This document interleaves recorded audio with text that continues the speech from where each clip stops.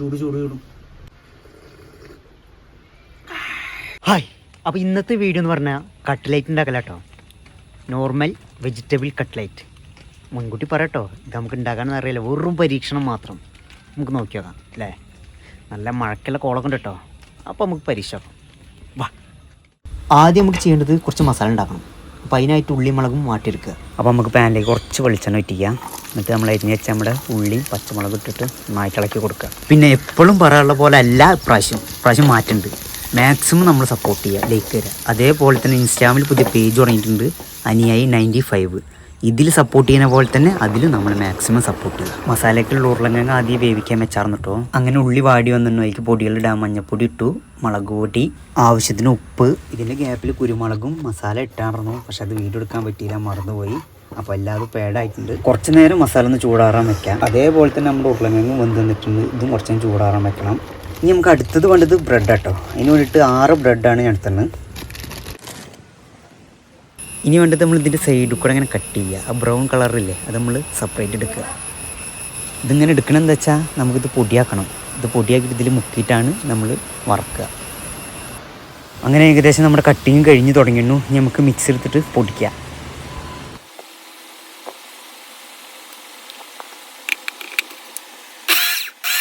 അയ്യോ guys, current പോയി. കണ്ടോ, ഞാൻ നേരത്തെ പറഞ്ഞില്ലേ മഴക്കുള്ള കോൾഡ് എന്നുള്ളത്. കണ്ടില്ലേ, മഴ ഇരട്ട് കുത്തിയിട്ടാണ് മഴ വന്നാന്ന്. അപ്പോൾ അതാ പെരിഞ്ചാതി മഴ.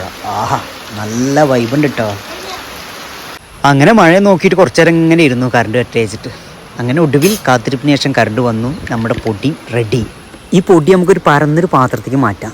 എന്താ അറിയോ, നമുക്കിത് ഇങ്ങനെ മുക്കാൻ സുഖം. അടുത്ത് നമ്മുടെ ചൂടാറാൻ വെച്ച ഉരുളക്കിഴങ്ങ്, അതിൻ്റെ തൊലി കളയാം. അങ്ങനെ നമ്മുടെ ഉരുളക്കിഴങ്ങ് നന്നാക്കലും കഴിഞ്ഞു. ഗായ്സ്, പുറത്ത് അടിച്ചാൽ പൊളിച്ചാൽ മഴട്ടാ പെയ്യണത്. ആഹാ, നല്ല വൈബ്. അടുത്ത പരിപാടി നമ്മുടെ ഉരുളക്കിഴങ്ങ് ഉടയ്ക്കുക. ഇതണ്ട, പുറത്ത് അജാതി മഴയാണ്. വമ്പ മഴ എന്ന് പറഞ്ഞാലും പോരാ, അർമാതി പെയ്യ മഴ. ഇജാതി മഴ ഇപ്പോൾ എവിടെ പെയ്യുന്നത് ഞാൻ പറഞ്ഞില്ല. പാലക്കാട് ചെപ്പശ്ശേരി, എൻ്റെ നാട് ചെപ്പശ്ശേരി, അവിടെയാണ് ജാതി മഴ പെയ്യുന്നത്. അപ്പോൾ ഇങ്ങനത്തെ നാട്ടിൽ മഴ ഉണ്ടോ? ഇങ്ങനെ അവിടുത്തെ അവസ്ഥ. അങ്ങനെ നമ്മുടെ ഉരുളക്കിഴങ്ങ് ഉടക്കലൊക്കെ കഴിഞ്ഞിട്ടുണ്ട്. ഇനി അടുത്ത ഘട്ടം എന്ന് പറഞ്ഞാൽ നമ്മുടെ ബ്രെഡ് എടുത്തിട്ട് ഇതിൽ കൂടെ ഉടക്കലാണ്.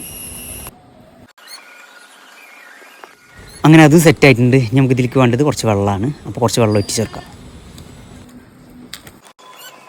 ഇനി നമ്മുടെ മസാല ഇതിലേക്ക് ഇട്ടിട്ട് ഇതെല്ലാം പാടൊന്ന് മിക്സാക്കാം. പിന്നെ ഞാൻ ഫസ്റ്റിലേ പറഞ്ഞു, ഇത് വെറും പരീക്ഷണം മാത്രമാണ്. കാരണം ഇത് നമുക്ക് ഉണ്ടാക്കാനൊന്നും അറിയില്ല. എനിക്കറിയുന്ന പോലെ എന്തൊക്കെയാണ് കാട്ടിയിട്ട് ഓരോന്നും ഉണ്ടാക്കിയതാണ്. കൂട്ടുകറികളൊന്നും അധികമില്ല. എൻ്റെ മട്ടത്തിന് ഞാൻ കുറച്ച് സാധനങ്ങൾ ഇട്ടിട്ട് മാത്രം ഉണ്ടാക്കിയതാണ്. തെറ്റുകുറ്റങ്ങളൊക്കെ ഒരുപാടുണ്ടാവും. മാക്സിമം സപ്പോർട്ട് ചെയ്യുക, അത്രേ പറയാൻ പറ്റുള്ളൂ. അങ്ങനെ നമ്മൾ ഉണ്ടാക്കിയ സംഭവങ്ങൾ എല്ലാം അതിലും ഇട്ടണു. ഇനി എല്ലാം പാടെ ഒന്നും കൂടി അടിപൊളിയായിട്ട് മിക്സ് ആക്കുക. അങ്ങനെ ലാസ്റ്റ് നമ്മുടെ മിക്സിങ് കലാശ്. അയ്യവ, സംഭവം കാണുമ്പോൾ തന്നെ തിന്നാൻ തോന്നുന്നുണ്ട്. നല്ല മണക്കണ്ട് കേട്ടോ, ഷാറായിരുന്നു. നമുക്കിത് വേവിക്കണം. നമ്മുടെ എണ്ണയിലിട്ട് പൊരിക്കുക. അതിന് വേണ്ടി 2 കോഴിമുട്ട എടുക്കണം കേട്ടോ.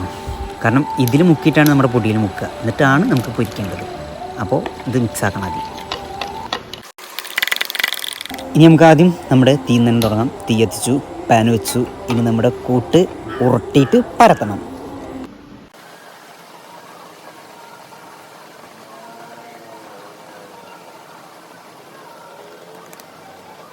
അപ്പോൾ ഞാൻ ഉണ്ടാക്കുന്ന കട്ട്ലേറ്റ് വട്ടത്തിലായിട്ട് ഉണ്ടാക്കുന്നത്. ചില രീതിയിൽ ഉണ്ടാക്കും, ത്രികോണം, ചതുരം, അങ്ങനെയൊക്കെ ഓരോ രീതിയിലുണ്ടാക്കുക. അപ്പോൾ ഞാൻ വട്ടത്തിലാക്കിയത്.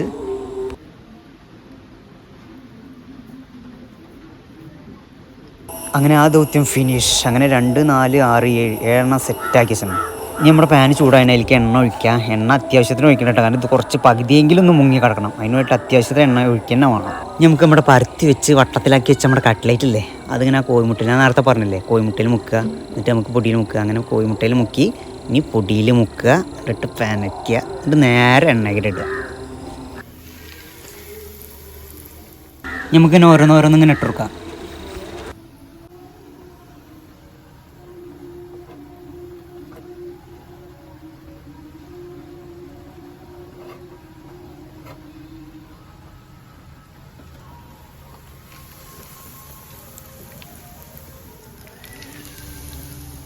ഇപ്പം നമ്മൾ വെറും 5 എടുത്തിട്ടുള്ളൂ. ആദ്യം നമുക്കൊന്ന് ട്രയൽ അടിച്ച് നോക്കണം, എങ്ങനെ ഉണ്ട് നോക്കണ്ടേ. അപ്പോൾ ബാക്കി പിന്നെ നമുക്ക് ഓരോന്നിങ്ങനെ മെല്ലെ ഇങ്ങനെ മറച്ചിട്ട് കൊടുക്കാം.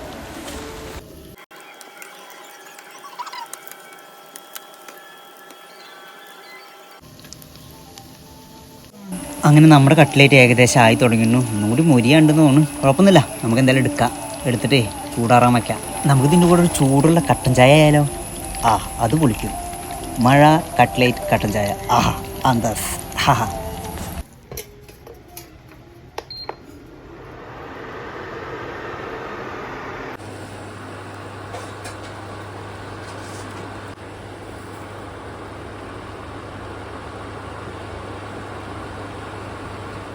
അങ്ങനെ നമ്മുടെ കട്ട്ലേറ്റ് റെഡി. എവിടെ കട്ടൻ ചായ? കട്ടൻ ചായക്ക് ക്ലാസ്, കുപ്പി ക്ലാസ്. ആഹാ, അതും പൊളിക്കും. അപ്പോൾ നമ്മുടെ കട്ട്ലേറ്റ് റെഡി. ഇനി നമുക്കിത് കഴിച്ചു നോക്കലാണ്. കഴിച്ചു നോക്കിയാൽ അറിയുള്ളൂ ഇതിൻ്റെ ടേസ്റ്റ് എങ്ങനെ ഉണ്ടെന്നുള്ളത്. ഒരു ചന്തത്തിന് നമ്മുടെ ടൊമാറ്റോ സോസ് ഒഴിച്ചു കൊടുക്കാം. അപ്പോൾ ഇതാണ് നമ്മുടെ വീട്ടിലുണ്ടാക്കുന്ന കട്ട്ലേറ്റ്. ഇതാ കട്ടൻ ചായ, പുറത്ത് മഴ. ഇപ്പോൾ കുറച്ച് ഇരുട്ടായുണ്ട്, അതുകൊണ്ട് പുറത്തത്തെ വീഡിയോ നമുക്ക് എടുക്കാൻ പറ്റില്ല. അപ്പോൾ ഇത് നമുക്ക് കുടിച്ച് നോക്കാം, ഇത് കഴിച്ച് നോക്കാം. ഓക്കെ,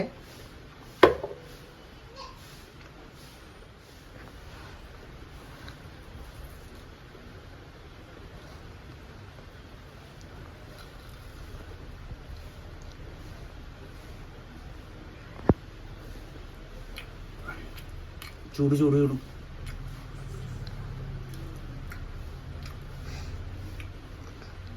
കട്ട്ലേറ്റ് എന്ന് പറഞ്ഞാൽ നമുക്ക് പുറത്തെ കടയിൽ കിട്ടുന്ന അത്രയും ഇത് വന്നിട്ടില്ല.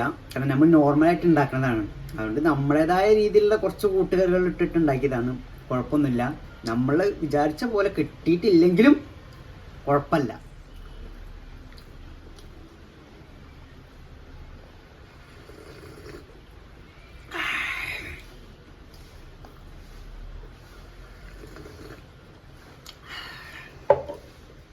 എന്തായാലും രസമുണ്ട്, അടിപൊളിയാണ്. ഇനി നമുക്ക് അടുത്തൊരു വീഡിയോ ആയിട്ട് കാണാം. ബൈ.